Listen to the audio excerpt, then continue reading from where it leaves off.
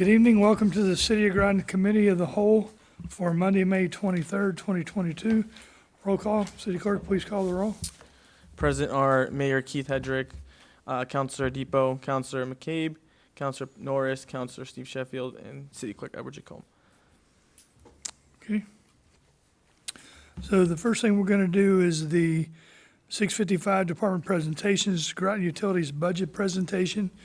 And this presentation will be informing, and then we will move to the Groton Utilities Budget Reviews to get a vote to move them to the next meeting. Okay, Ron, I'll turn it over to you. So first, I'd like to recognize E, who's in the crowd with us today. She is very instrumental in putting these budgets together, along with the whole finance team and departments and general managers and everybody that's involved. There's a lot of time spent and a lot of hours going back and forth trying to get the budgets as lean as we can. So just to kind of go with a quick overview, I know you're very familiar with the city budget, and this is how the city budget is put together, where we go from the expenditures first and then back into the revenues, and then the last piece of the budget is your taxes, essentially. That's kind of to balance your budget is your last piece. With the utility budget, it's the opposite. We actually start with our revenues because our revenues are our revenues. Those are based on historical usages and with the current rate. So we'll kind of go through that, and then we do our expenses kind of based on the revenues, because you can only bring in so much. You can't adjust that. The rates are already set. And then we also look at cash flows. So I know the link was sent out to the Utility Commission budget presentation. It was around a 2-hour-long presentation. We're not going to take 2 hours tonight to go through and all of that detail.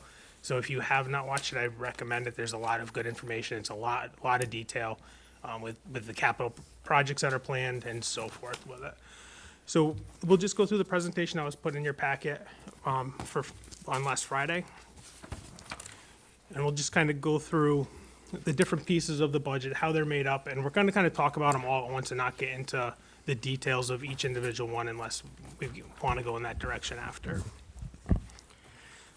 So when we flip to the slide, the contribution to the city, the electric division transfers about $4.1 million in cash over to the city each year, with additional cash and non-cash contributions of $2.4 million. So the total benefit of the electric department to the city residents is roughly about $6.5 million. And inside the budget package, there's a more detailed list of how to get to those additional cash and non-cash items, what they are. So as we talked about with the rates, there's a comparison, is the next slide, with the electric that we're 20.5% or $33 below our benchmark for the residential customer with our average usage of 700 kilowatt hours. Water's 3% or 1.3 below the benchmark, which our average customers use around 500 cubic feet, and the same usage for the sewer, and that's 33% or $19 below the benchmark. And again, inside your budget package, there's a graph with all of that information in there with different usages as well. These are just pointing out the average uses.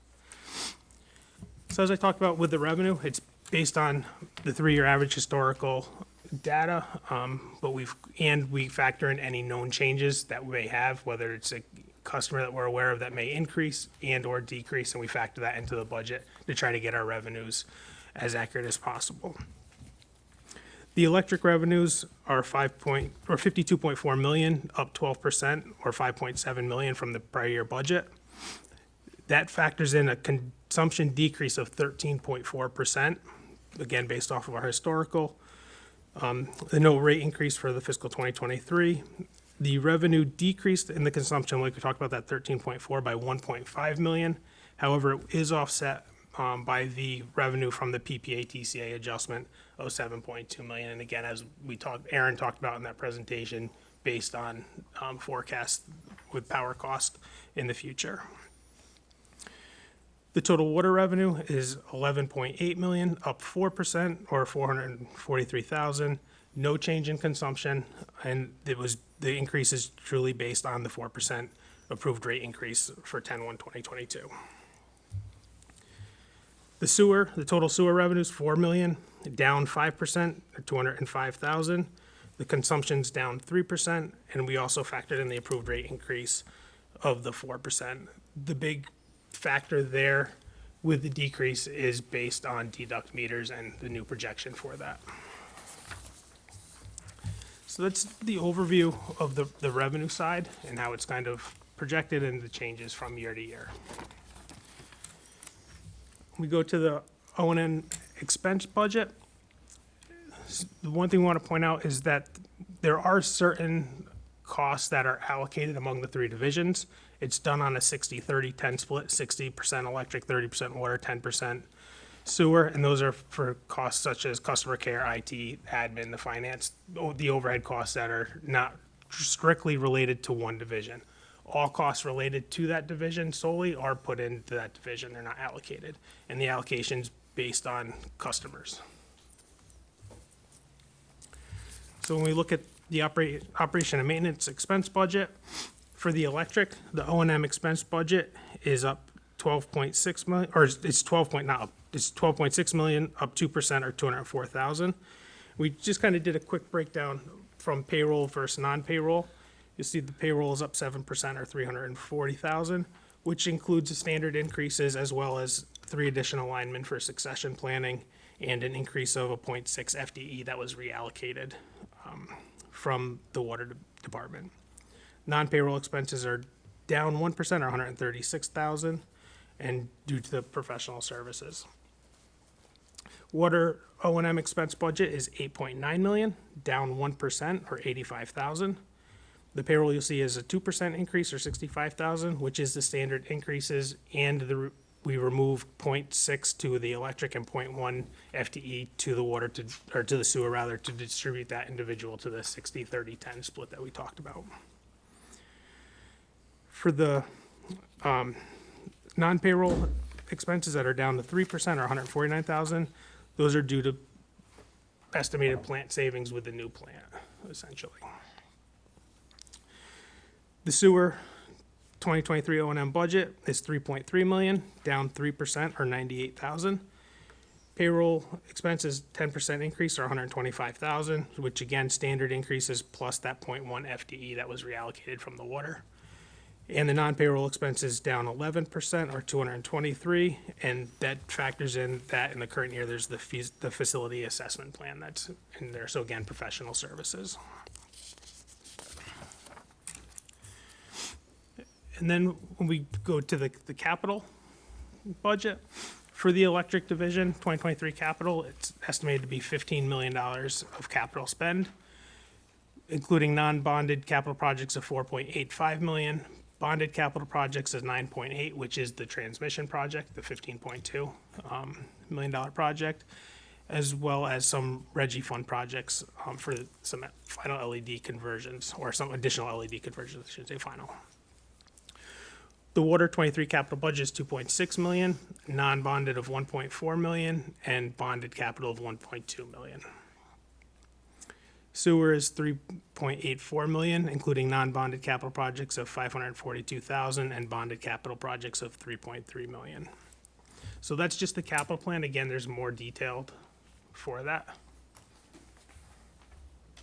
Are we interrupting with questions, or are we waiting till the end? Those questions are fine. Deputy Mayor Depot. Can you explain again, I know you've explained this before, but Yep. why we don't just pay cash for capital projects and why we bond? So I guess we don't have enough cash on hand to just pay for capital projects. It'd be similar to going and buying a house and taking the mortgage out on it. So these are big projects that we don't have cash available on hand to do it, and it spreads those costs out over the 20 years.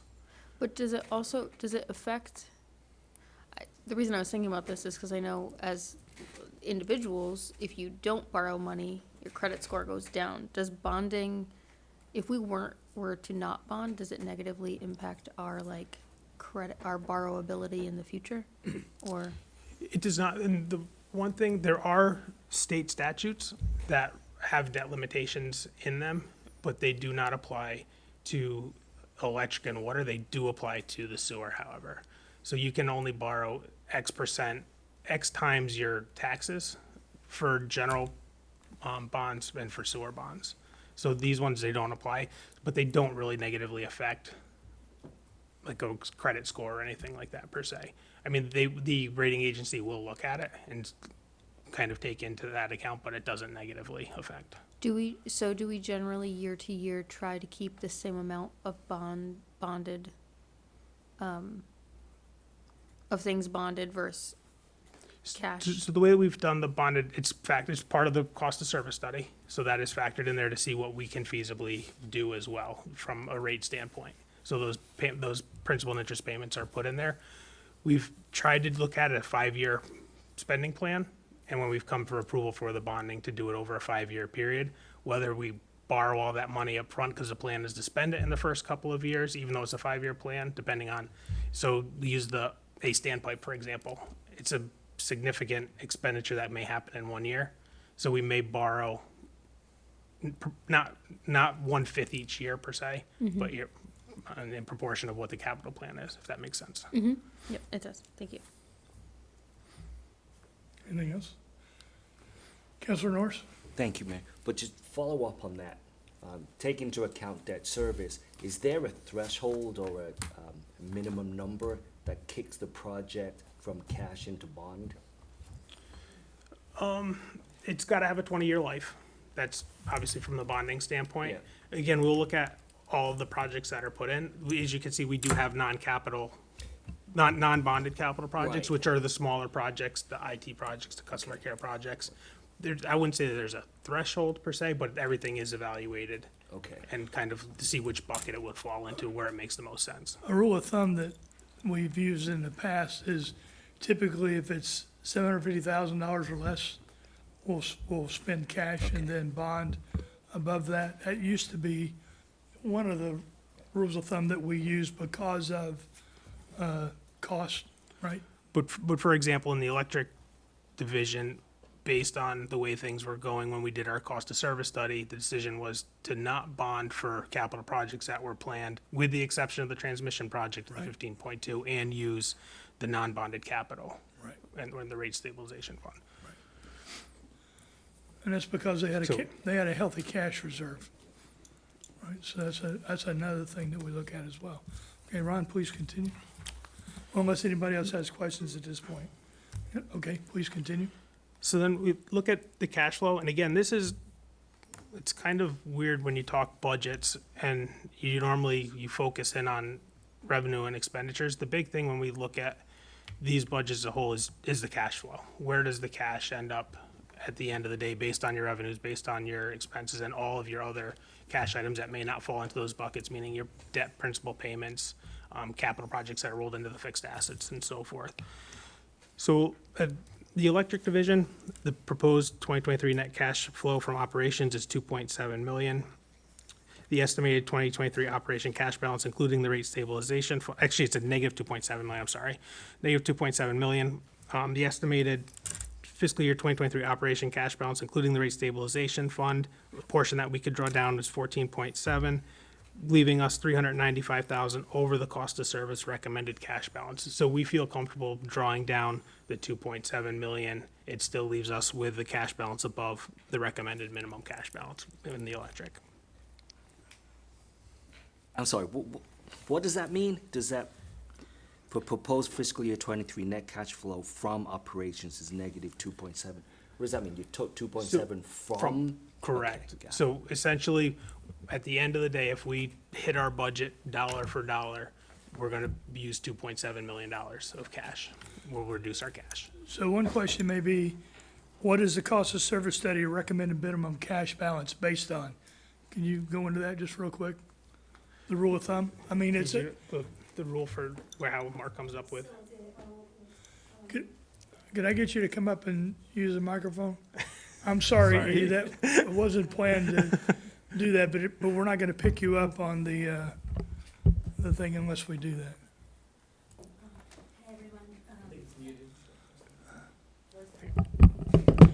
Just, yeah, you're good. Thank you, V. Yeah. So, good evening. My name is Yi. I worked in the Groton Utility Finance Department. So, what Mayor just mentioned about the minimal cash, recommended minimal cash amount is when we do the cost service study for each of the division every 3 years, trying to make sure we're in the right track and make sure our rates and financials are healthy. So what they do is they evaluate, there's some components they look at for calculated minimal cash, the balance is they're looking at the operational cash, what we needed for the daily basis. Usually, we collect the revenue and we need to pay the bills. They usually use 45 days as the normal operating period. So how much the minimum cash we need to keep keep the 45 daily cash, the operation for business. And also they're looking at our capital needs, like how much we need for the non-bonded capital, which is the capital project supported from our rates without borrowing the extra money. So this is one of another component. And third component is debt service, how much the cash we need to keep the minimal in order to pay our debt services. And also the last component, I think they consider some of the emergency fund. We need to keep a minimum, like the certain amount of the emergency funds, just in case something happens. We need to have certain fund reserved to pay for that. So that they use to calculate the minimal cash recommended for each of the services. Councilor Sheffield. Hi. Now, what is the recommended minimum? We have $395,000 over the amount. What is that physical total amount? So that means by the with this current proposed budget, by the end of the fiscal year 23, where our cash balance is about $395,000 over the minimum. So that means we're keep kind of in the financial healthy at this moment. Okay, Even so- though we reduce the cash balance by 2.7 million from the beginning to the ending balance, so we're still above the minimal cash balance, so we're financial stable. Okay, well, yeah, so my question, what would be the recommended minimum cash balance amount? Because we're 395,000 over, what is that physical total over? Do I have? The 14 point. All right, so that is the minimum. That's just wanted to just get that stipulated. Okay, thank you. Yes. Any, 14.4. So that is the recommended amount. Okay, I just want to be, okay.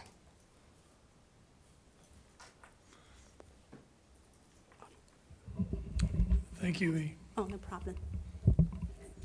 Thank you. And then with that, the water proposed net cash from operations is a negative 5.1 million. The estimated 23 operational cash balance will be 5.6 million, or 403 below the cost of service recommended cash balance. The biggest piece that's driving this is the loan that is payable to the state for the new water treatment plant. So that is driving that large decrease in the cash. So it's going to be significant in the fiscal 23, and then it should drop. It's going to still be there, but it won't be as much go fiscal 24. The sewer proposed cash from operations is a negative roughly 800,000. The estimated operation cash balance will be 2.9 million, or 720,000 over the cost of service. So even though in all three divisions there is a negative cash flow coming out, the only one that dropped us below the cost of service, which truly, like I said, is based on the water treatment debt payments, is the water division.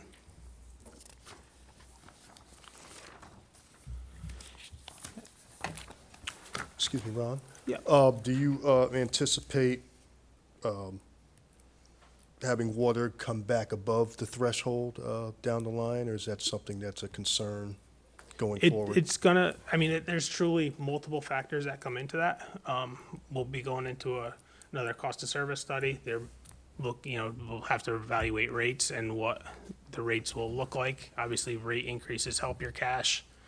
If there's not a rate increase, it will remain. But I believe that in one of the presentations, they did have a slide with the cash flow for the water. I apologize, I don't have it here. And The projection, we've made some estimates where that cash is gonna drop down. Again, we did the rate increases before the water treatment plant was to try to build up a little bit of a reserve, so there wasn't a big impact when it happened. But it is gonna kind of drop level off before it turns the corner. Ron, please continue. In, with that, we have the conclusion. Again, the proposed 2023 budgets will afford the revisions to meet the debt service requirements and fund growing infrastructure and technology needs, allow the efficient operation and maintenance of the utilities distribution systems, support compensation plans sufficient to attract and retain skilled, high-tech workers, and to continue to provide high reliability and responsive service that customers expect at the rates that are fair, competitive, and viewed as providing value to the customer. So it's a very, kind of a quick overview. Like I said, this was discussed at length at the Utility Commission and with a lot more detail. So that's, like I said, a high level of the budget. Any questions on the three budgets? Counselor Norris? Just general processing here. So on the first page, 6.5 million is provided from Groton Utilities to the city. That 6.5 is used in city CIP, general operating. It's general operating. Okay. So, like I said, if you look on page 5 of the actual detailed city budget, Yeah. or the electric budget rather, this one here, it does break out all of the Okay. services, the utility services that are provided, the gravel sales, rent on watersheds, the building maintenance, city finance, city HR, and those are inside the revenue budget Got it. in the general fund side. Got it. All right. Thank There's some things that aren't, obviously, that are the free service of, the free utility services, that's nowhere, those are just covered by. Right, got And it. same with the IT and the, And then I do remember over the past year or so, we've been talking, so I don't know if this is a correlation when it comes to revenue budget. We talk about consumption going down with electricity and with sewer. Over the past year, we've talked about, because of COVID, there was a shift between less, I think it was less commercial, more residential. Is this a reflection of that? correct. Okay. All right. Yeah, it's all done based on historical usage and then factored in, like I said, any known changes that we may know of. If there's a customer that we know, and we'll use sewer as the example, is that we've seen an increase in the deducts Yep. on a certain customer. So again, not knowing 100% where that is, trying to factor that in at a realistic number and making sure that we don't, the last thing we want to do is over budget revenues and have a big miss. So we want to make sure that we're conservative and capturing. But again, on the flip side, if we know that there's going to be an increased usage on something, we want to make sure we capture it too. We don't want to shortfall it. There's some ratio of allocating non-direct expenditures, that's 60-30-10. Is that a policy? Is that standard in the industry? And Ron, you can probably talk this. It's based on the customer counts at the time. I don't know if it's a standard. Okay. Based on the number of customers for each division, the water, electric, sewer. Got it, excellent. Then I really only have one more question, Ron. So when we talk about plant savings, I think it was over in the water. Yep. Like, could you give an example of what a plant saving would be? So one of the increases, the electricity cost is, they budgeted 80,000 less. Okay, So just savings that just have general savings. based on. All right, okay. And I must say, the entire city does a good job at finding savings, so I appreciate that. Thank you. Thank you, Ron. Thank you, everyone back there. Okay, any other questions on electric, water, sewer budget? Okay, then I would like to move to 742, under Groton Utilities, and get a motion to move the electric budget to the mayor and council meeting of June 6, 2022. So moved. We have a motion Second. and a second. Is there any further discussion? Hearing none, all in favor say aye. Aye. Opposed, abstention, motion carries. I'll accept a motion to move the water budget to the mayor and council meeting of June 6, 2022. So moved. Second. We have a motion and a second. Is there any additional discussion? Hearing none, all in favor say aye. Aye. Opposed, abstentions, motion carries. And I'll entertain a motion to move the sewer budget to the mayor and council meeting of June 6, 2022. So moved. Second. Okay, we have a motion and a second. Is there any further discussion? Hearing none, all in favor say aye. Aye. Opposed, abstention, motion carries. So before we go into, the others, let's, 561, this is the Groton Utility financials. That's informing. Do you guys want to go through that or move past that to get through the committee of the whole? I would say move on. Move on. Yeah, definitely. Okay, then we'll take as consensus, and 561 is off, and we will continue with 742 with Groton Utilities. We'll do with the Springbrook Holding Company.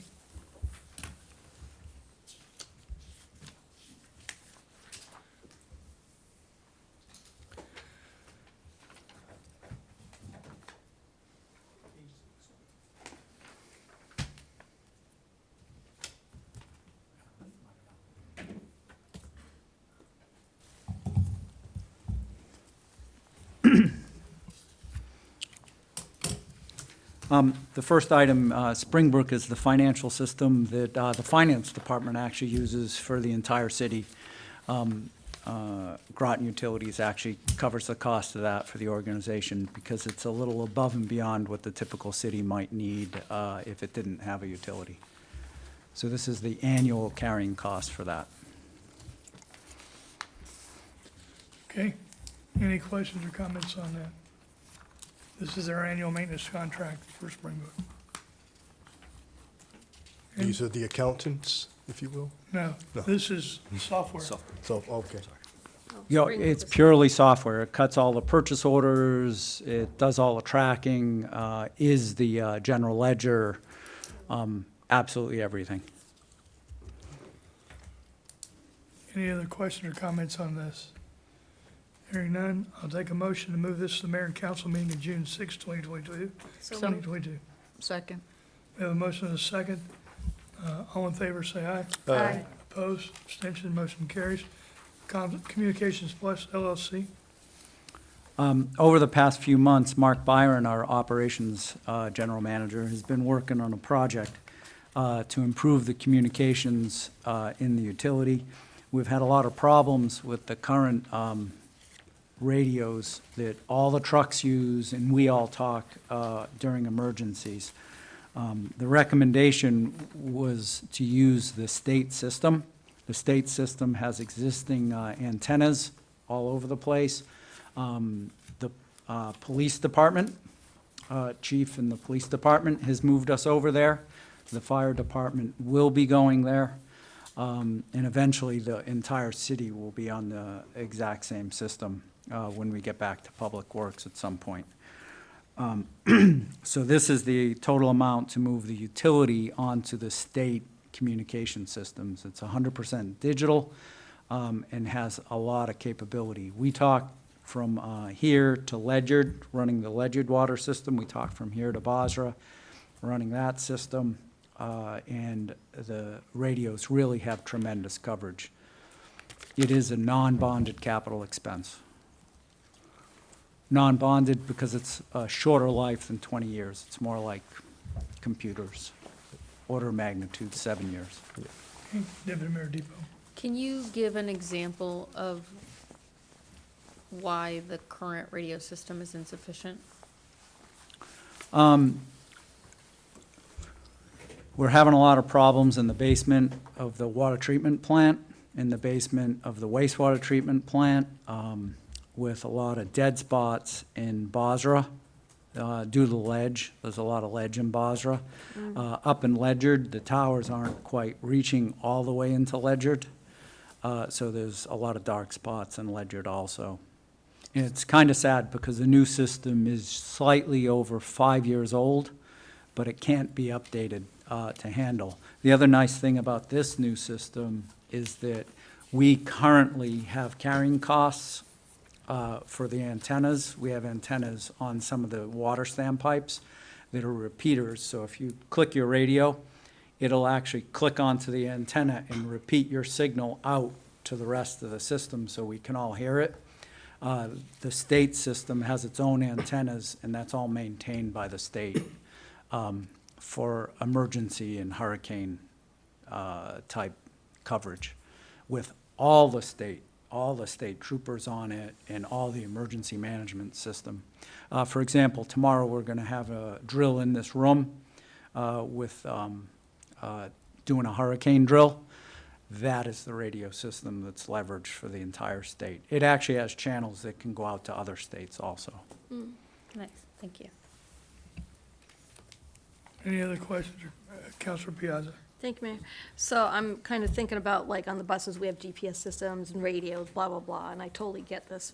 So I just wanted to know, since you have so many departments speaking on the same radio, so is it same system but different channel? I mean, how is that? Okay, so Right, different channels it's the clicked on. 700 to Okay. 800 megahertz spectrum, and what they do is they parse a similar channel out into multiple frequencies somehow. Right, It's like digital magic. right, gotcha. Any other questions or comments? Any hearing none, I'll take a motion to move this to the mayor and council meeting of June 6, 2022. So move. Second. We have a motion and a second. All in favor, say aye. Aye. Opposed, abstention, motion carries. Then lastly, Integrated Security Group. This last item is for badge readers and cameras over at the new water facility. Over the last 3 to 4 years, there's a new America Water Infrastructure Act. It is requiring us to up the security in our water plants due to potential terrorism, domestic-based or not, so that everybody that goes in and out of the facility will be tracked and/or cameraed in some sort or another. It's a similar requirement to what will be coming up for wastewater treatment also in the very near future. Questions or comments on this item? Hearing none, I'll take a motion to move this to June 6, 2020, to the mayor and council meeting of June 6, 2022. So moved.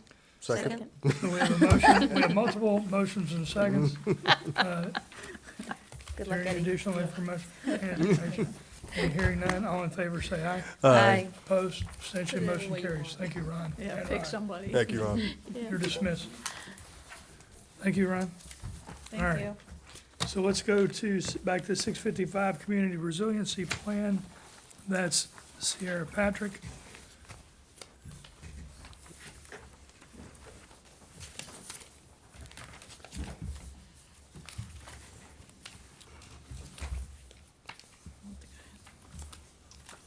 So the show is yours.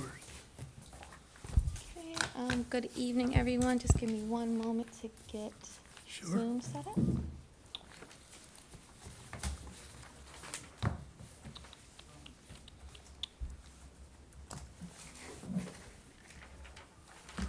Hi, Noah. Hello. Hello. Good to see everyone.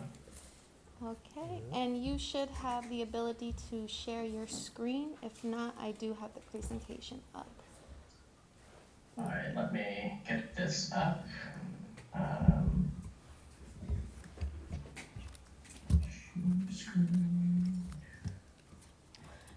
All right, and so while Noah is getting that situated, for those that may not be familiar, my name is Sierra Patrick. I'm the Economic Development Specialist for the City of Groton.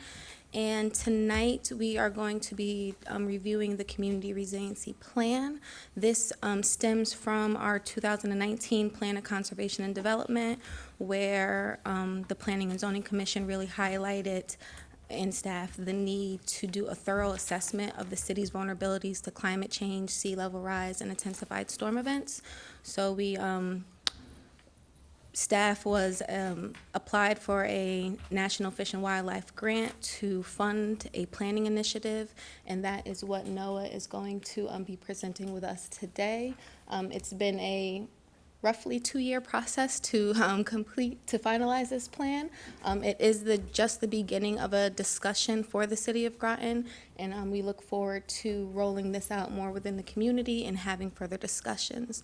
So without further ado, I will turn it over to Noah, who has been our lead from SLR Consulting, to put together the City of Groton's Community Resiliency Plan. So Noah, you can take it away. Thanks, Sierra. And everyone is able to hear me okay? Yes. Yes. All right, great. Well, good evening. Thanks everyone for having me. I'll try to go through this relatively quick. As Sarah said, it was a 2-year process, but I won't spend 2 years talking to you right now. So I'll start quickly just giving an overview of community resilience and the process that we went through for this plan. I'll spend a little bit more time talking specifically about the risk assessment and the results of that, and then some of the recommendations that we put forth in the plan. And then I'll highlight some of the 4 specific resilience concepts, which were recommendations that were brought to kind of the next level as part of this. In progress. As part of this process. So I will get going with that. So why are we planning? The impacts of climate change are what we're trying to build resilience to, and climate change refers to rising level of greenhouse gases in the atmosphere, leading to rising temperatures, changing precipitation patterns, and changes to the ocean that include sea level rise. And changes to those 3 primary areas have a wide range of impacts across all sectors of community life. So we want to build resilience to that. We define community resilience as the capacity of a community to sustain achievement of community goals and social, economic, and environmental well-being over the long term in a changing climate. Just some of the key points that pull out of this definition. We're talking about across sectors, not just the physical environment, but social, economic, and environmental. Long term, we want it to be sustainable. We don't want to just bounce back to the way that we were after a hazard, but we want to be able to actually leap forward and come back even better. And we want to, of course, make sure that we're considering changes to the climate in the future as we're doing that planning. So this process involved a review of existing studies and reports to make sure that we were building on what's already been done and not doing new work, and building consistency across these different efforts. A significant amount of public and stakeholder engagement, and I have both of those as separate things, both public engagement and also identifying specific stakeholders and doing outreach and communication with them. Thorough assessment of vulnerability and risk throughout the city, prioritizing strategies and recommendations, and then producing a comprehensive report. So I'll talk a little bit more about the risk assessment. We ended up looking at 4 specific hazards based on our review of existing studies and documents, input from the public and stakeholders, data that's available, and so on. And these are the 4 that we looked at the end. Flooding, referring to coastal and riverine flooding caused by storm surge or rising rivers.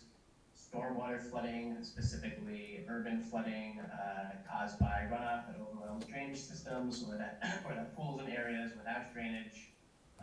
Erosion and high heat, specifically thinking about severe heat events that can really cause danger to human life and well-being.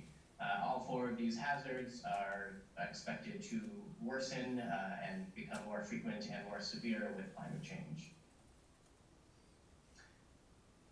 We analyzed the ways that those 4 climate hazards interact with each of these 6 sectors of the City of Groton community. And I'm not going to go too deep into each of these, but if there are any questions about them, I'm happy to dive in. But we're thinking about the social factors, looking at the demographics throughout the city and how different populations might be affected differently. Residential, really just looking at population density, where there are more people that will be impacted by this, as opposed to commercial, where the businesses in the city, where those businesses and economic operations would be impacted by different hazards. Critical facilities and infrastructure, including roadways, government facilities, utilities, community resources, thinking about non-critical facilities that provide a community service or create community character. Examples of that are historic buildings, religious buildings, schools, and so on. And then natural systems. So we kind of so we split the city into 6 different assessment zones to kind of geographically divide up how we evaluated the risks and vulnerabilities. These were based on POCD defined planning areas, census block numbers changes. So there are a few different sources that we took to make these divisions. And then within each assessment zone, risks were categorized as low, moderate, or high. These are relative rankings that allow for comparison between these zones. So let's see if this works. So this ended up with these kind of tables where we have hazards across the top, vulnerability category along the left, and then each of these boxes was filled with either a low, a moderate, or a high for each of these 6 assessment zones. And then we also have overall risk in each category, and then overall risk for the assessment zones. What that looks like, it is this very exciting set of tables. They're color-coded here to kind of help with the interpretation. And you can see that it allows you to look at both the big picture takeaways, so the overall climate risks of each of these assessment zones, while also honing in on specific concerns. For example, you want to know what's the risk to infrastructure assets from flooding in the Brandy Avenue assessment zone. You can dive into that more specific issue. So these big picture takeaways can help us prioritize actions. You can see, what are the parts of the city that are most at risk overall, or what vulnerability categories are at highest risk throughout the city. And then the specific concerns can help us identify what actions are appropriate in different places. So if we know that in the South Shore we have a high risk of flooding, and in particular to residential properties, we know that we want to implement an action there that will target those residential properties and make them more resilient to flooding specifically. So, we were able to get all this information, and we analyzed this to kind of break it down into 6 key takeaways from that risk assessment. The first is that stormwater flooding is a significant issue throughout the city, and in some specific areas of the city, actually, not throughout the city, and it's exacerbated by impervious surfaces. Severe heat risks due to high impervious surfaces as well, and a lack of tree and shade in some areas. Local businesses being at risk from climate hazards, particularly flooding and especially along the Thames River. Risks of flooding in the southern part of the city, particularly to private properties in that area. Low-lying roadways being at risk of flooding, which can cause a risk of loss of access or egress and isolation of residents during a flood event. And then the presence of socially vulnerable populations. Oops. Well, I won't go back to that. Sorry, I'm having trouble navigating here. Socially vulnerable populations that are particularly at risk from a variety of hazards, especially heat is a particular concern for that. So those were the 6 categories. You'll see those again in a minute. So we took those 6, and those really drove our suite of recommendations that we developed. And just to give a very high level picture here, these recommendations fit within a schema that we used. We identified key objectives that were driven by those risk factors that we just identified. Each of those objectives had specific recommendations that are just that, recommendations that we suggest the city pursue in order to become more resilient. And then within each of those recommendations are a suite of tools that are really ideas or our best suggestions for what the city should do. But there may be other actions that the city would want to do, or there might be other ideas. But the goal really is to pursue those recommendations in order to achieve those objectives. So to back up again, we have these 6 key risk factors that we identified, and then those directly led to 7 objectives, 6 of which are directly correlated with each of those risk factors that we identified, and then a 7th, leading by example, municipal resilience actions.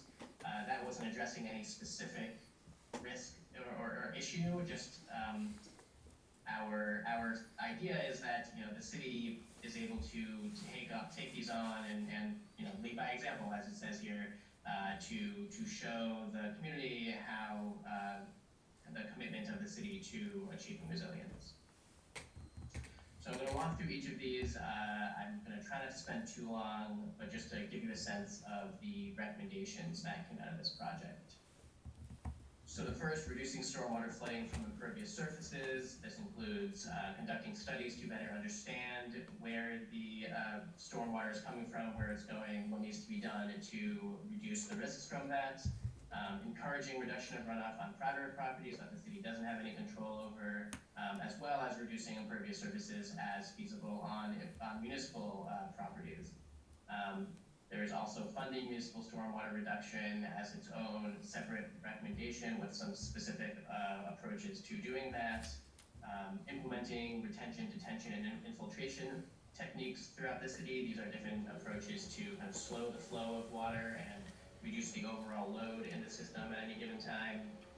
And then increasing the capacity of stormwater infrastructure, particularly in response to both observed and projected increased volumes of water during more severe events.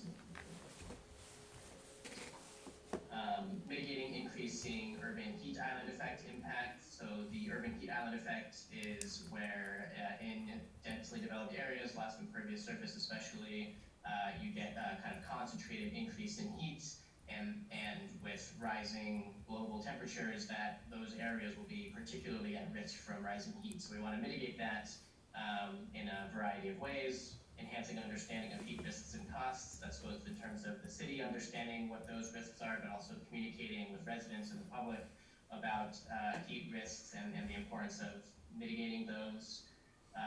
Helping to establish a healthy urban forest that can help reduce the impacts of the urban heat island effect. Increasing public access to cooling areas, both passive cooling areas like trees and parks, but also air-conditioned indoor public spaces. And then incorporating heat considerations into the building code so that as development continues, the buildings are able to efficiently and effectively be cooled. Enhancing resilience of local businesses we think is particularly important, as businesses can really be the backbone of a successful recovery from hazards. So we have recommendations specific to small businesses, supporting and encouraging floodproofing of all commercial properties, and then enhancing the communication with local employers to make sure that effective collaboration is going on and teamwork. Creating a flood resilient shoreline applies to the entire coastline area of the city. This first recommendation, focusing development and investment in low-risk areas. This is just making sure that if there is a severe event along the coast that has a lot of damage, you still have a core of the community that's outside of those zones and able to kind of help with recovery, and also focusing future development away from those risk zones. Pursuing shore avenues, shore resilience strategies. I'll talk about specifically. That was one of the concepts that we looked at. Jupiter Point is a particularly challenging area, and we suggest a very targeted effort to involve public and residents to identify solutions for that area. And then protecting and increasing coastal open space is important. Improving resilience of the transportation network, thinking about the physical infrastructure and protecting it from flooding or letting it be flooded, but able to dry quickly and using kind of floodable materials in some cases, and then considering climate change in just traffic and evacuation planning. We have heard a number of times that traffic can be a big concern in the city, and thinking about how a flood event or more frequent flood events might exacerbate that and how the city can prepare for that. And then coordinating with regional transit systems, again, remembering the residents who may not have cars to transport themselves, and how are they going to get where they need to go during a climate event. On that topic, increasing resilience of socially vulnerable populations, this really involves increasing the capacity of community organizations now. That's a key aspect of building that resilience, but also building resilience into low-income housing standards and conducting education and engagement with all residents.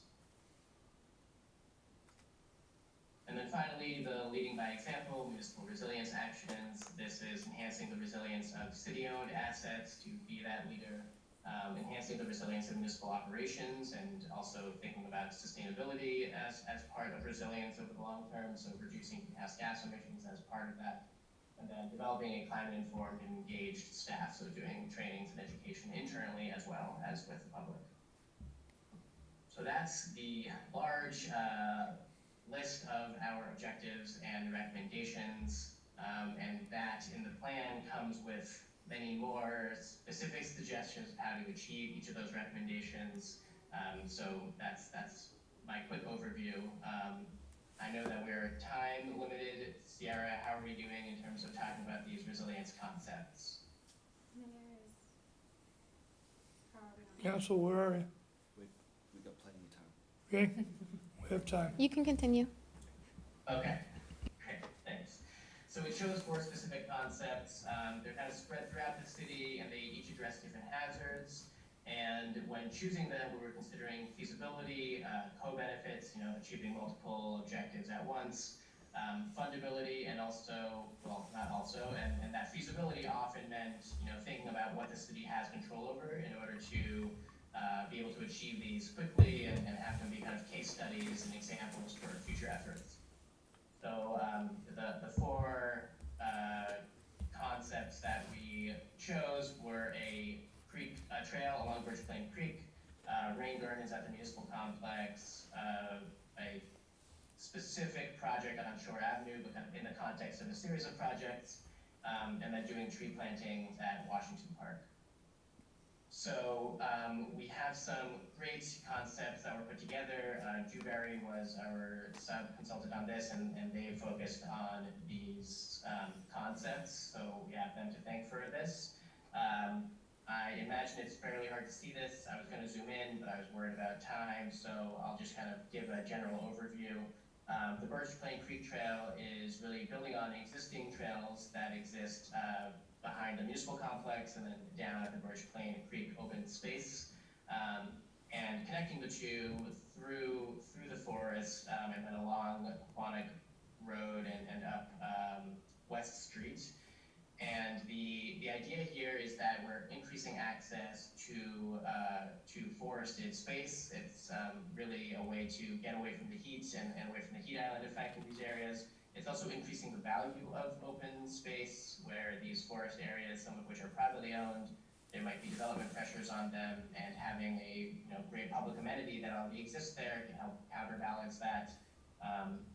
And there would be educational information along the trail that would help educate the public about resilience and the value of open space and the risks of climate change.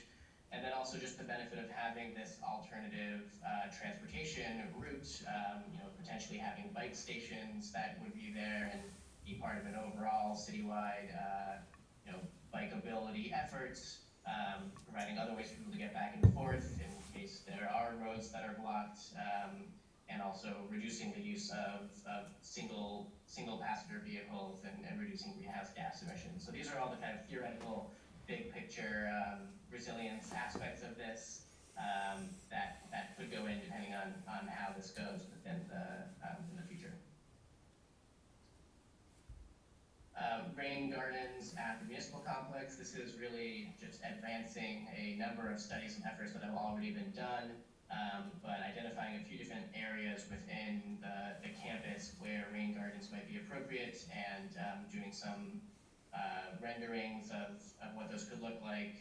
Each of these resilience concepts also came with cost estimates and some kind of next steps and needs explanations, so to help promote next steps for these.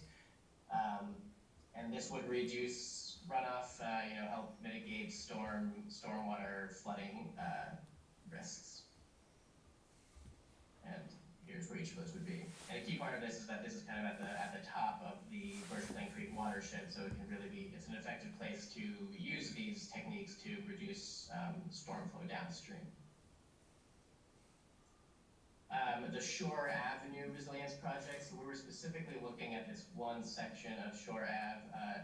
This is the Connecticut Institute for Resilience and Climate Adaptation, CIRCA, and they have a mapper showing projected flood extent under different climate change scenarios.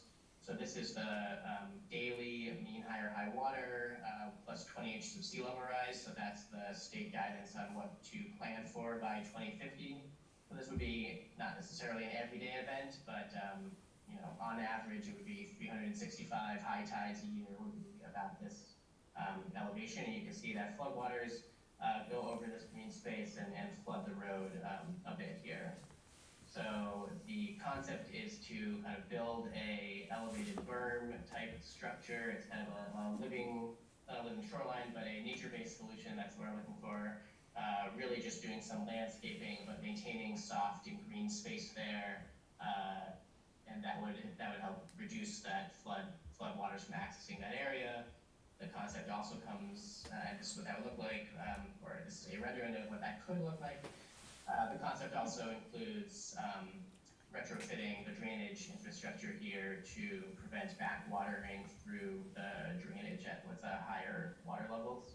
And then we also kind of drew that up within the context of a variety of projects that could be done or are in the works along Shore Avenue, including some work along the Shore Avenue seawall that's already in the works. You know, thinking about where trees could be planted to increase shade, especially along Eastern Point Beach, interventions within the parking area at Eastern Point Beach that might be able to reduce the heat effects of that parking area. So just kind of laying out how this could be part of a kind of green and resilient shoreline for this whole area. The next one to talk about is Washington Park's shade trees. We really think that street trees is going to be a very important part of the city's resilience efforts moving forward. Planting street trees is surprisingly complicated.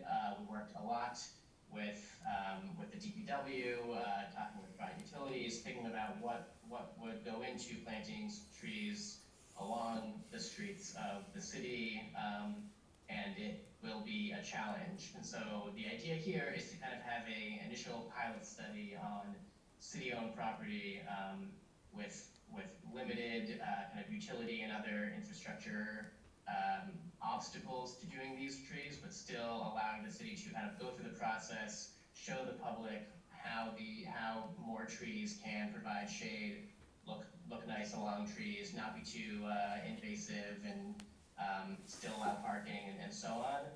So that this would be kind of the initial kickoff to a citywide street tree planting effort. So this is the idea here is really for it to be a kind of initial kickoff.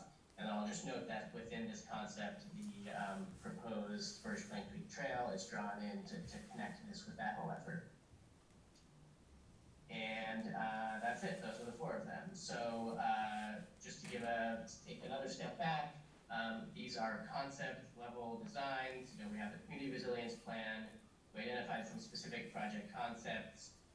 The next step then to take those to implementation or to find money for them, you know, do grant applications, actually do the design. I just want to highlight these are concepts. They're not actual designs. If you see on one of these that there is a tree, that's a maple tree in this spot, it doesn't mean that the city is planning on doing a maple tree in this spot. It's just early level designs to help move things forward, and all that is before construction. So that's me. I'll hand things back to Sierra, and here, my name again, Noah Slovin. Here's my email if you want to get in touch with any questions or follow-up.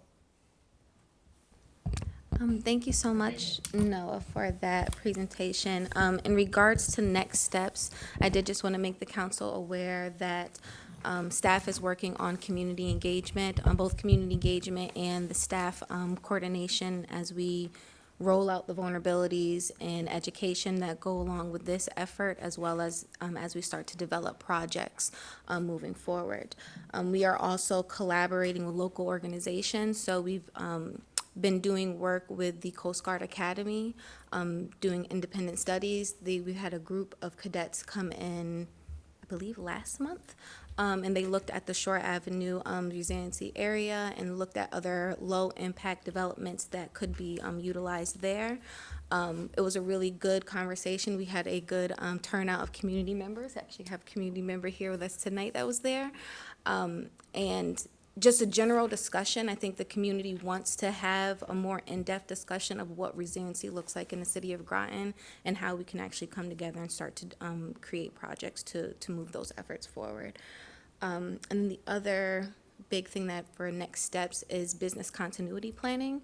We are partnering with the with Sector and the Women's Business Development Center and the Connecticut Small Business Development Council. I may have switched those around a little bit, but in essence, they will serve as advisors for small business owners to actually go through a process where first, the property owner or business owner will sit with staff to kind of go through the vulnerabilities and assessment and see what they need to plan for. And then they will have that business advisor that they can meet with to actually go through an open for business easy toolkit that helps that individual really flesh out what they need to do to prepare, whether it was a natural, man-made, or any kind of shutdown event happens, to make sure that they have their paperwork plans and everything in order for that as well.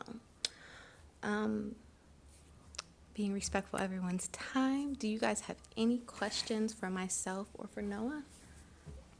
Counselor McCabe? Thank you, Mr. Mayor.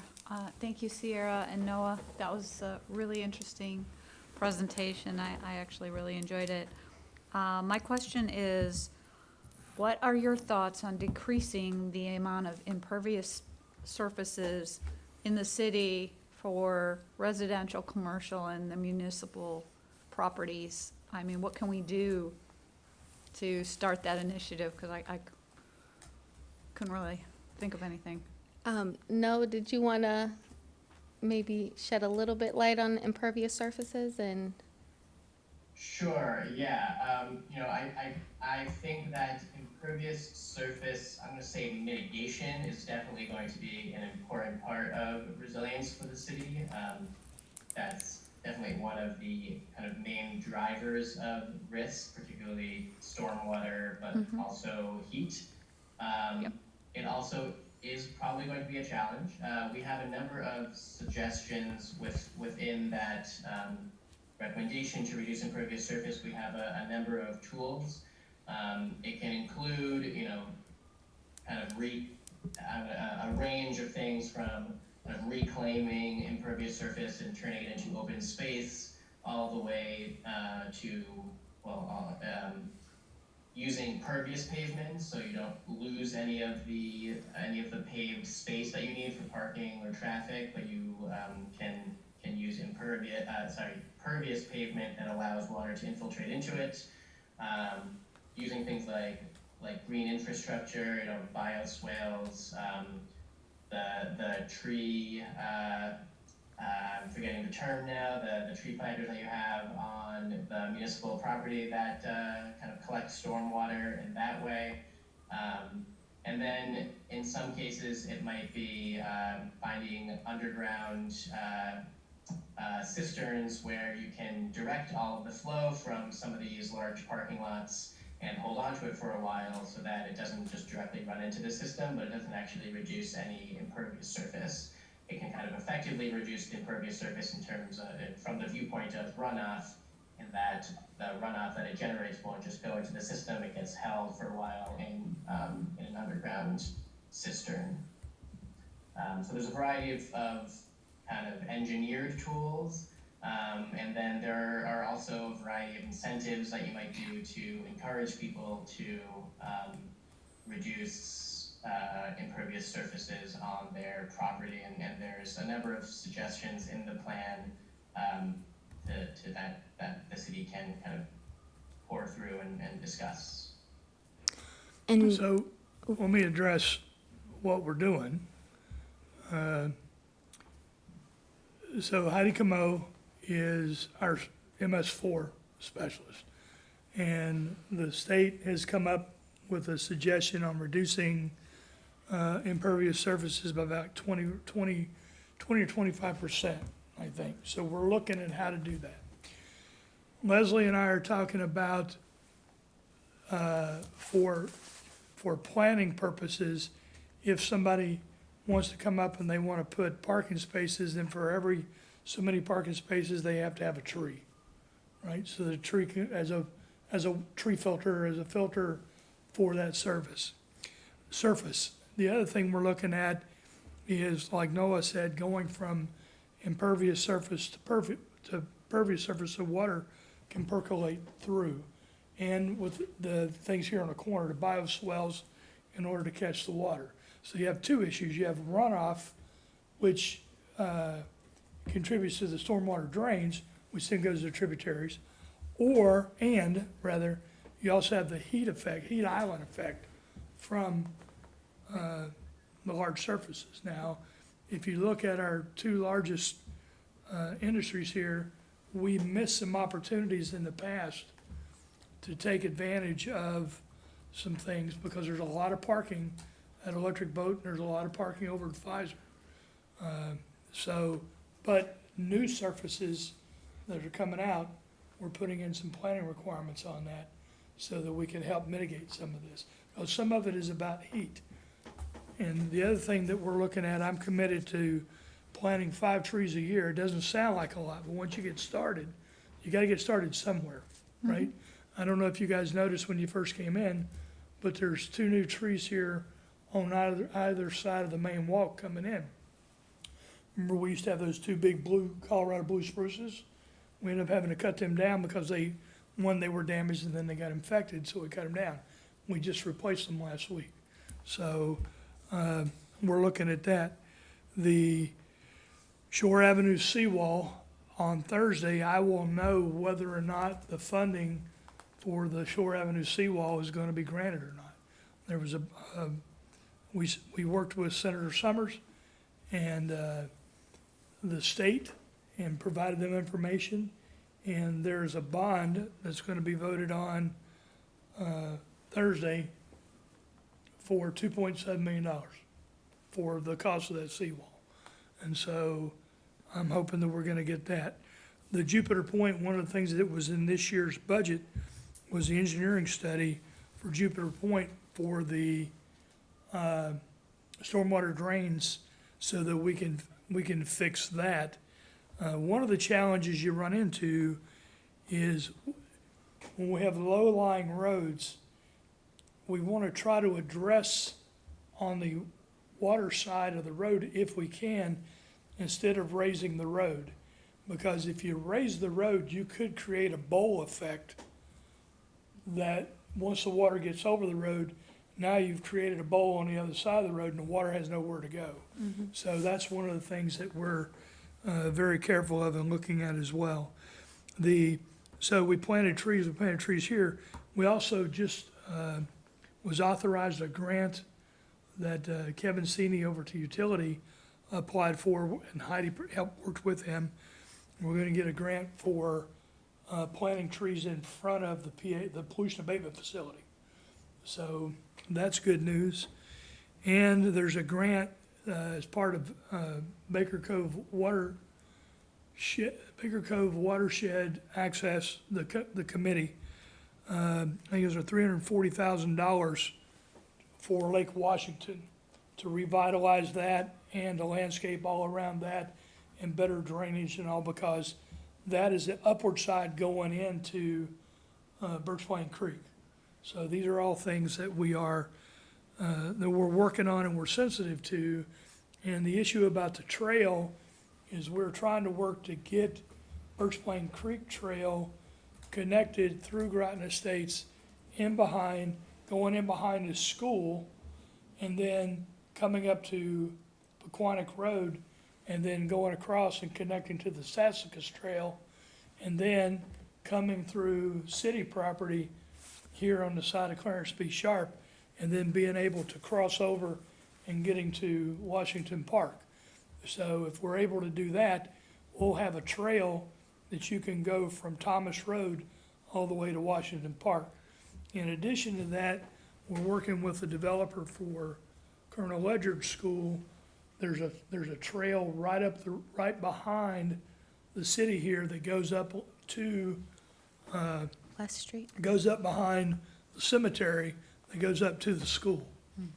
And so that's one of the things that we're working with too. So there's a lot of things that we have irons in the fire, and we are working towards things, and this is an additional tool and plan to help us get there. A couple things, if we could get this presentation to the council. And do we have the study? Has that been formally presented yet? Tonight was, I guess, the formal presentation, and then it will be uploaded onto the City of Groton Okay, because website. once we get that, I want to get that to the council. Absolutely. And then I will probably, I'm not sure yet how to address that, whether I want to informally or formally get the council to accept that plan as our way ahead for resiliency. Okay. So you and I can talk more about that. I'll also talk to council about that offline. Well, that's not true. I'll talk about it in a meeting, in an open meeting, so everybody can hear what that's about.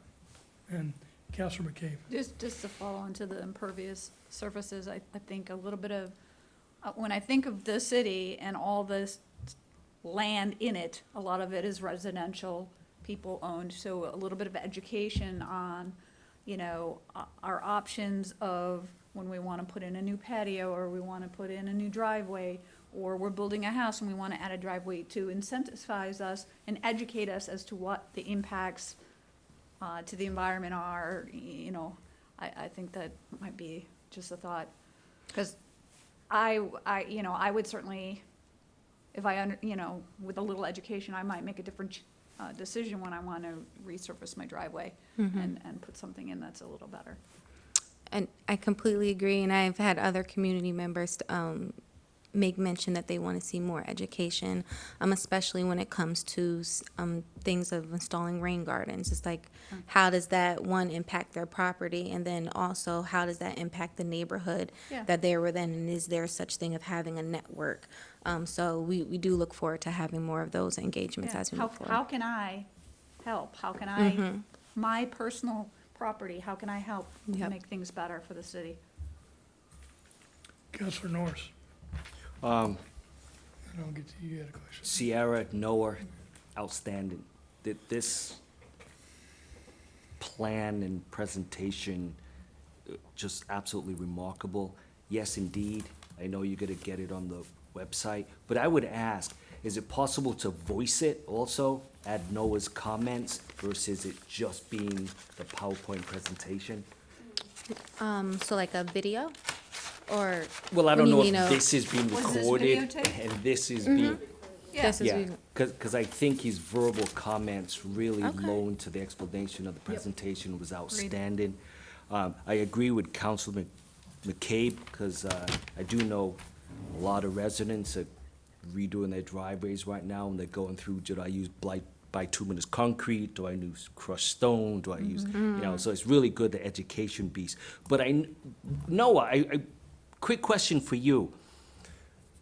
Municipalities do what municipalities can do.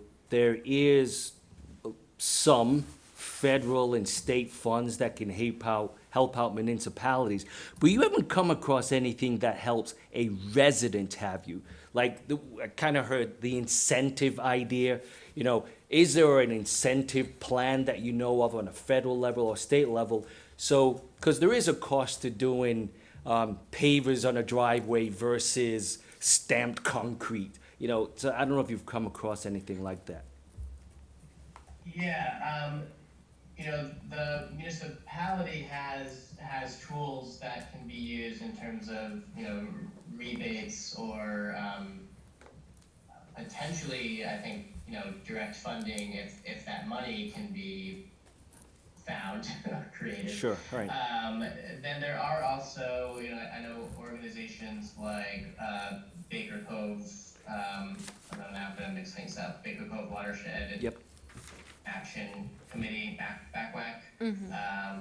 Although I think I don't actually need them, I think I need the Southern Connecticut Conservation Group. I apologize, I'm mixing this up.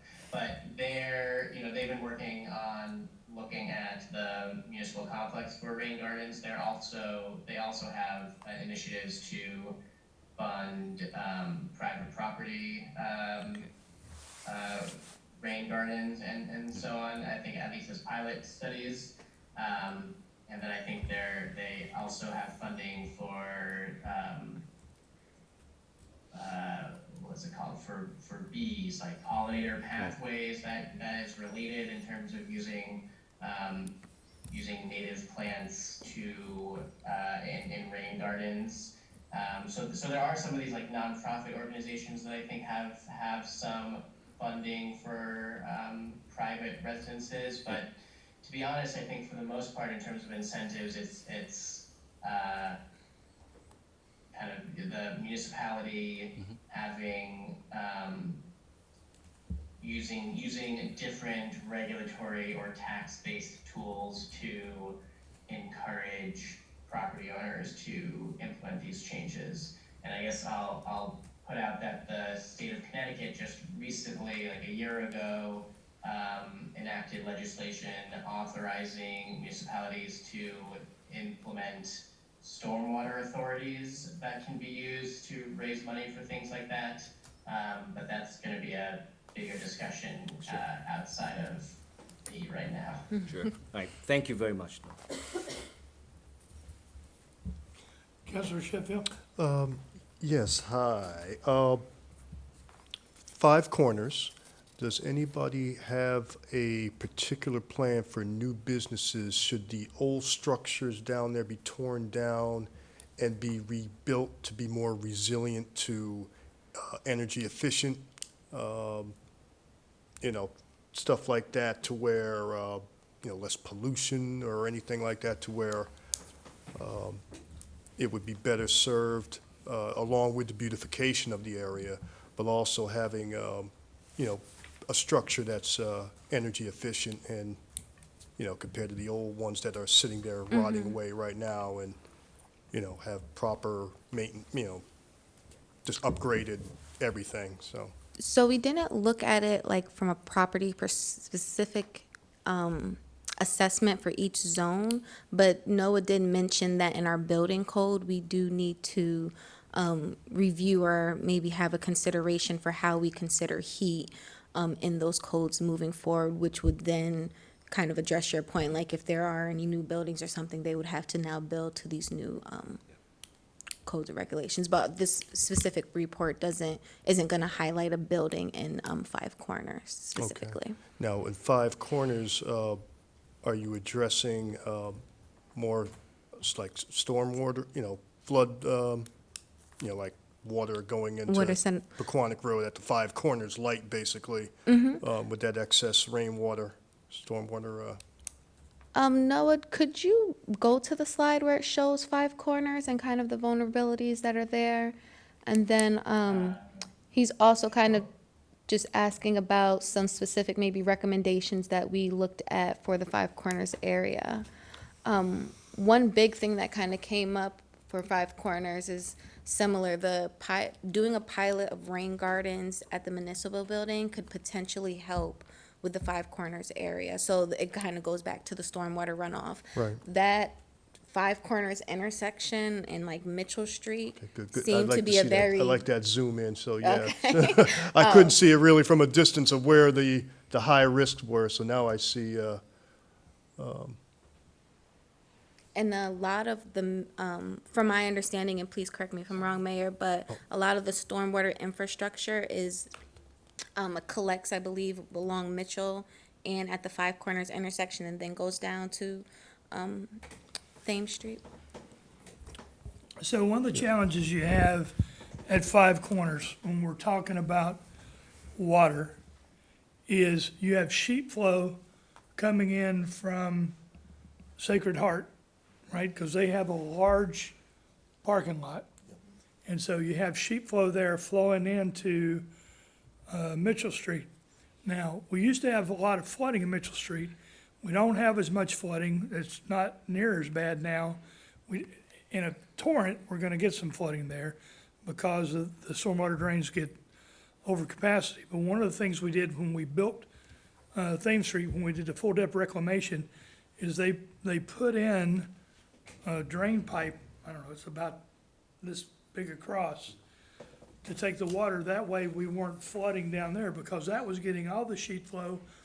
And really bad rains, you can see the water coming down the stairs going up to the parking there. And then, so you get sheet flow coming down Eastern Point Road from Paquonic Road, and then the drains that were coming in, and at one point, this is several years ago, it would actually pop up one of the manholes. So we haven't had that issue in a very long time. Now, we're not ready to say, okay, we're done, because one of the things we want to do is, once we've done some of the rain gardens here, and we've proven that they're effective, then we're gonna look at up there to collect some of this flow before it even gets to Mitchell Street and the Five Corners area proper. Now, when you're talking about Five Corners, so you have the Five Corners properties that a developer came in and had a proposal for, and then you have other existing properties that are there. And so the new rules would apply to all those things. But one of the things that we are looking at is building up. We're gonna need to build up in order to have the population density, because we don't have room. We don't have room. We need more people, but we don't have room to put them. So the only way to do this is to build up. And I think we need to understand that, and that's a challenge we'll talk about later.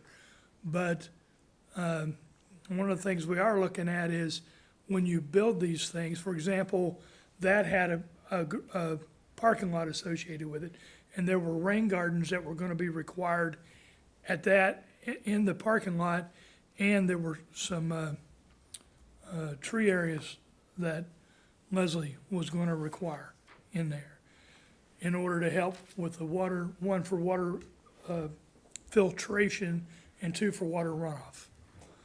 So, Councilor And the Sheffield. next one would be Thames Street, as far as trees being planted there. I think we had a previous presentation about trees on Thames Street, so, So Thames Street is going to be an interesting challenge for us to think about, because it might not be trees, but shade structures. But I think we could be very open and creative to what the possibilities are on Thames Street, and continue to work with the community and staff on actually coming up with a design. But yes, Thames Street is going to be an interesting one, but we have a lot of creative options, I think, that we could implement there. If you go down to Things You've Parked, the upper part of that, you'll notice that a couple of trees were just recently cut down. So I drove by and I saw them being cut down. I called Mary and said, what's going on here? What happened? And they were identified by the tree warden as they were diseased and dying. So we cut them down, but now that gives me an open palette to where we could plant some more trees, in addition to the arborvitae that we're gonna plant in front and around the pollution abatement facility. So one of the challenges with the trees is, it's interesting, because you can't just go, that's a really pretty tree, I think I'll go plunk it down. Because you gotta look at the root system. One of the challenges we had over in Lytton Avenue is that the trees were planted, and next thing you know, so you had two issues here. The roots were reaching out and caused the cement, the sidewalks to pop up. And then, guess what? Trees need water, so what'd they do? They sawed out the sewer pipe, and they crushed the sewer pipe. And so we had to replace 700 foot of sewer pipe in Lytton Avenue in the last year and a half. So when we do this, we are going to plant it, and we're gonna make sure that we have the right trees for what we need in order to do this. You also have to think about telephone wires and all those things. So there's a lot to it. It's not like I can just go to the local hardware store and say, there's a really nice tree, let's go plunk it down somewhere. Because it's a good decision today maybe, but 10, 15 years from now, people are saying, why'd you do that? So, other questions? Councilor Piazza. First, once again, I want to just reiterate the thankfulness of these 2-year time and efforts that you've put into this planning, and it's really, really well presented. I mean, I feel. So one of my first questions is, what was the key factors in dividing Groton City into 6 parcels? Noah? And I don't have that, I do have there's a graphic kind of explaining that in the plan, Okay. which I don't have up here, but we looked at, well, so first of all, we wanted to divide it up just to get, a little bit more, higher resolution of the city because different parts of the city have different issues, and different needs. We looked at the census block tracts as kind of a key aspect of that division because we were trying to address demographic differences across the city, and that's census block groups. Sorry, not census block tracts. Census block groups were the kind of smallest level at which that information is available from the census, and then we also looked at certain planning areas in the POCD, like the Five Corners area, and off the top of my head, I'm not remembering what other divisions were in there, but there were a few different areas that highlighted. We also looked at the harbor management plan just as another space that divides the city into different areas based on uses and also on kind of physical differences along the shoreline that are relevant to risks. And then just kind of our own assessment of what different areas are, have in common or are different. So, the Five Corners area, we're looking at kind of a more densely developed area with a lot of commercial uses. The South Shore is more residential and has more open space associated with it. The Brandegee Ave area has a number of different higher density housing developments. And so those are kind of some of the different aspects that we're looking at to guide the division. Dividing a city up, every community resilience plan that I work on, we divide the city up in different ways, and it never quite captures accurately, or at least it falsely represents differences that might not quite be there. But just to have a starting point at which to evaluate kind of different types of risks in different areas, that's what we were going with. Okay, thank you. My other question is, for the seawall, when you were talking about basically that grass berm, would that be actually chunking out that beach area? What do you, when you say chunky? Remember when he showed the grass area, I'm assuming it's by the seawall? So Yes. it's right on the other side, so it wouldn't necessarily affect the beach area, so it's Okay. in the open, grassy space that Oh, it okay. kind of abuts that residential property okay. that's right there. Yep. And then what the recommendation is basically a natural vegetative berm that would kind of hug a portion of that, private property owner's land and kind of come to the sidewalk to kind of keep that surge from getting, and but the Yep. beach won't be impacted by Okay. that. That was, and another thing I wanted to comment on was, so when we look at all this, when we first moved here to Connecticut in 1968, so looking at what's happening now when we talk about parking for EB, we lived in a two-family home that had parking for employees, but they had gardens. A lot of the people on our block and around had many, many gardens, a lot. And I've noticed over the years that most people have taken away all that vegetation, so forth and so on, and have increased have made them into parking lots. So therefore you have increased heat, so forth and so on. So with EB increasing their employees and the parking we have, and we need more parking, I feel like it's kind of like pounding sand here, some ways. It's something obviously that needs to be really looked at. And then to reflect off of that, I'm looking at when you're planting trees and all the things you're looking at, but then this high increase of solar use and electric cars and so forth. Down the future, how is that all? I'm not asking for an answer now, but that's just kind of what's going in my mind future-wise. You're looking at, we have to plant we have to place some places for electric vehicles, so that takes out vegetation, that takes out some things. You can't put a tree there when it falls on the car, you know, you have all these risk things. So, you know, just when I look at what the city looks like to me, compared to when I was a younger girl, I would say more probably residentially, people had more gardens, more vegetation, grapevines, you know, lots of shade. And, you know, so it just makes me think, like, you know, when you do trees, I'm thinking about people who may have solar panels, and is that gonna affect If it's the gonna, panels that they're gonna have, you know, if we even got into that area where people had solar panels, or is that in the future they wanna get, because they're always pushing to get solar panels on your house. I mean, mine would be a lovely one, but I would like to plant a tree, so that wouldn't be beneficial. So when you talk about tree planting, that's what I think about in the future. How does it affect those things? But definitely the parking is a big, big, big, big, big thing. All right, let me address it. Because I know something you don't know. okay. There's a parking study that's been going on for a while. It's authorized by JLUS. I think I have talked a little bit about it, but it is going to be presented. We picked a date this morning. It's going to be presented on the 16th of June at 6 o'clock here. And we're still debating on whether I'm going to put it in the auditorium or put it here with overflow of the auditorium. I'm not sure how many people are going to come out. We'll invite people to come out because we think it's a good thing.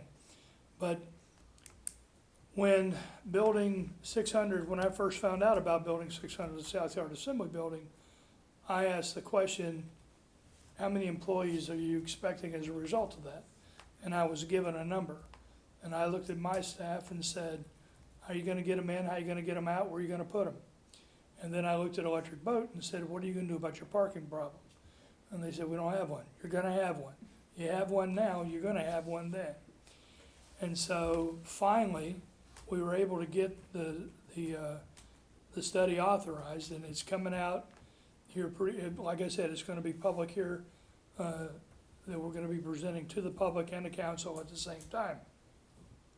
So initially, when it came out, they talked about parking structures, but parking structures are very expensive. You know, I'm talking $90 million. EB's not interested in doing that. Plus, EB, one of the things that EB is doing is they're trying to minimize soft targets near the gate and pull everything back inside the gate. The one building that is outside of EB now, Building 221, when the useful life of that is over, they're gonna tear that down, and then they're gonna look at parking there. But one of the things that I said is, I need EB's commitment here, because one of the concerns that I had is that Electric Boat said, once the employees leave the gate, they're not our problem anymore, they're your problem. And I said, well, that's not right.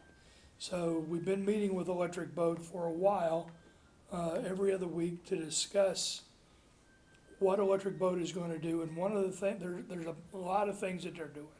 One, they're trying to figure out who needs to be in the yard. So the people that don't need to be in the yard, they're gonna put them somewhere else. So that frees up parking spaces. The other thing is they are going to lease spaces from Pfizer, lease spaces from Hess, and lease other spaces so that they have enough capacity for those employees. And we are not going to let people turn their front yards into parking lots like what happened back in the 60s and 70s and 80s. It's not gonna happen. Leslie's already looking at that, and I think we already have some things to prevent that. We're trying to get our arms around the situation as much as we can. So we are aware of it. I am addressing it. And then once I'm not ready yet to brief you, because the plan wasn't finalized until, I don't know, maybe a month ago, and then we've been discussing it amongst ourselves for a month on finesse points of it. Now, what else did you had some other? Electric vehicles Okay, and so solar I'm gonna talk panels. to you about electric vehicles in a minute. And what my vision is, our vision is, and where we're looking to go. and what the impact is. So we'll talk more about that. Solar panels, Groton Utilities is looking at solar panels. One of the challenges you have is because our rates are so low, the payback for your solar panels ends up being so long. If you have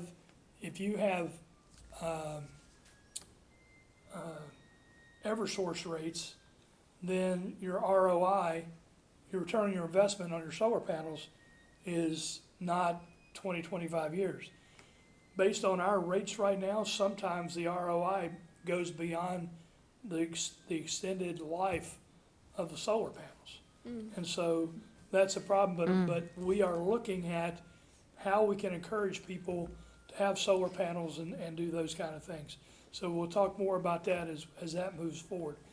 But let me turn it back over to Sierra so we can close out this portion of the meeting. I was just told Any that other they can hear questions the or flute. comments? Okay, All right. Well, thank you guys so much for your time. I will say one thing.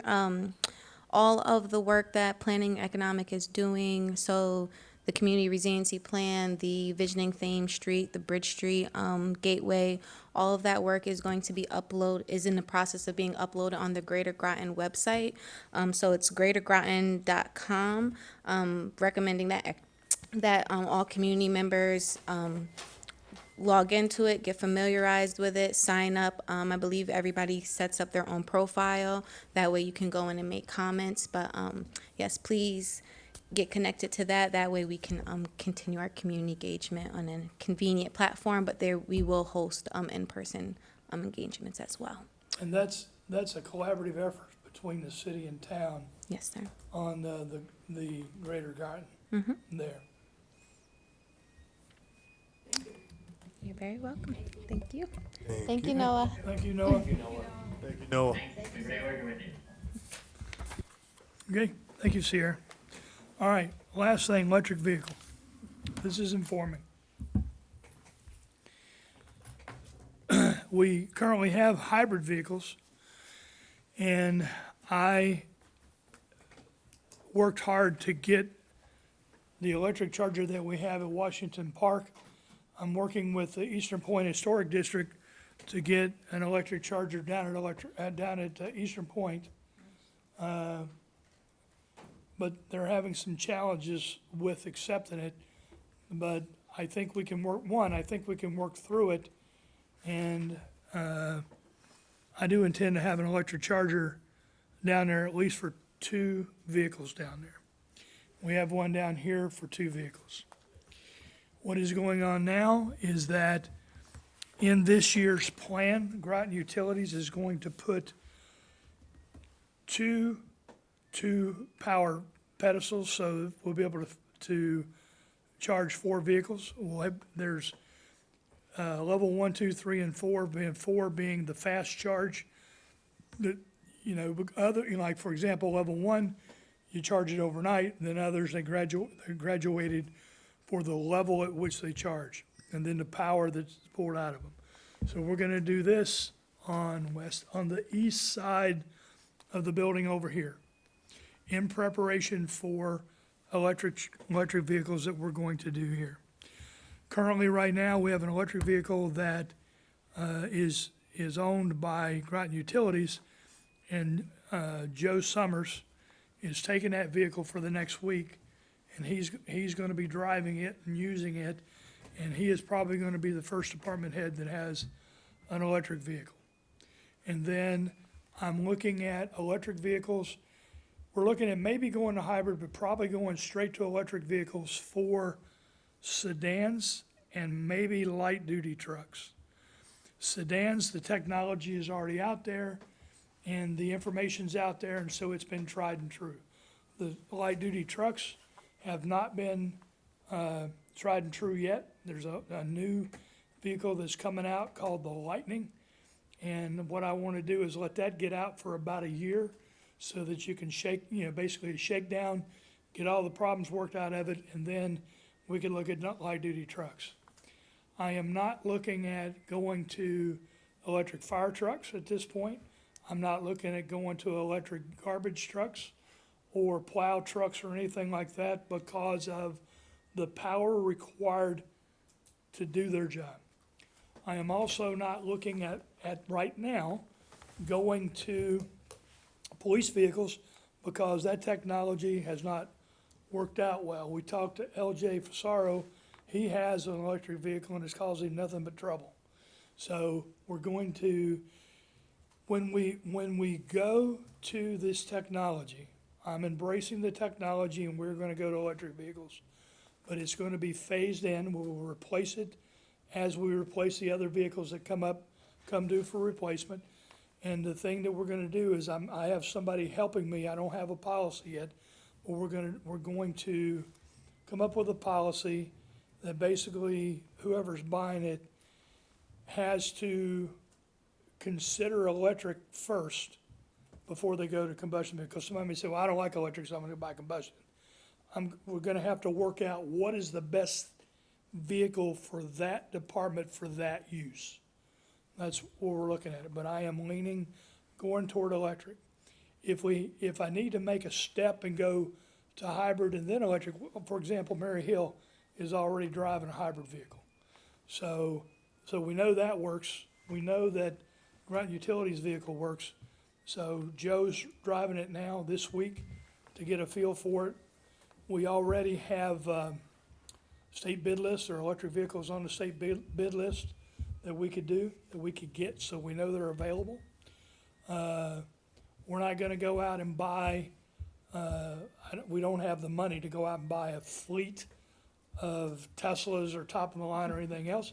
But at the same time, I'm not looking to buy a garbage car, right? This is something, because one of the things we need to do is we need to do a business case analysis on it.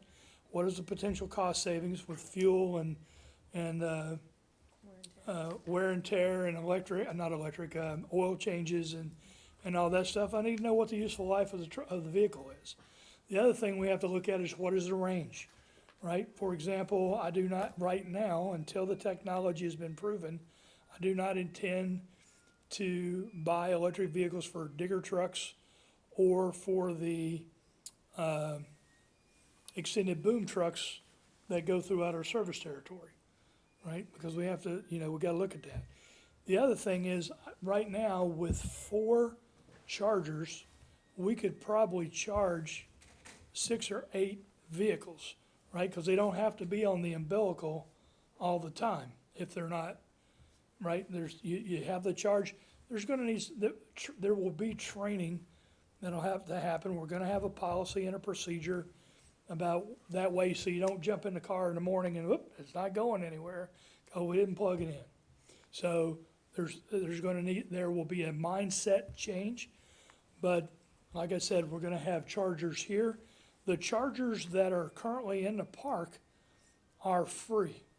We are going to, in the future at some point, probably change those so that they are paid meters now that people are getting used to bringing them in and those kind of things. Because we do have some frequent flyers that are there overnight and they should pay their way. And then what we're gonna do out here is we'll have it set up so that card readers or some kind of tag or something that our guys our employees rather, can wand in, and then it's free for us, or it goes to an account somehow that it's accounted for the financing of the city vehicles. In addition to that, we're going to scout out other locations throughout the city that are publicly owned where we can put chargers, and we're going to look at, probably not this year, but in the next couple of years, look at private-public partnerships that might enhance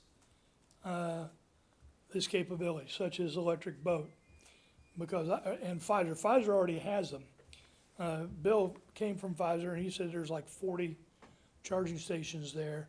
We could do the same thing working with electric boat. So we are embracing this, we are moving forward with this, and you will see electric vehicles here that are city-owned by my expectation is by the end of the year, definitely, hopefully by the end of the fiscal year, but if not by the end of the fiscal year, by the end of this calendar year. So any questions or comments on that? If anything comes up, let me know. Fire off an email, send me an email, and, this is the first discussion of it with you, but we will have many more so that you know where we're going and why we're going like we're doing. So we are looking at our carbon footprint. Councilor Piazza. Thank you. So this meeting on June 16th at 6, that's here, you said?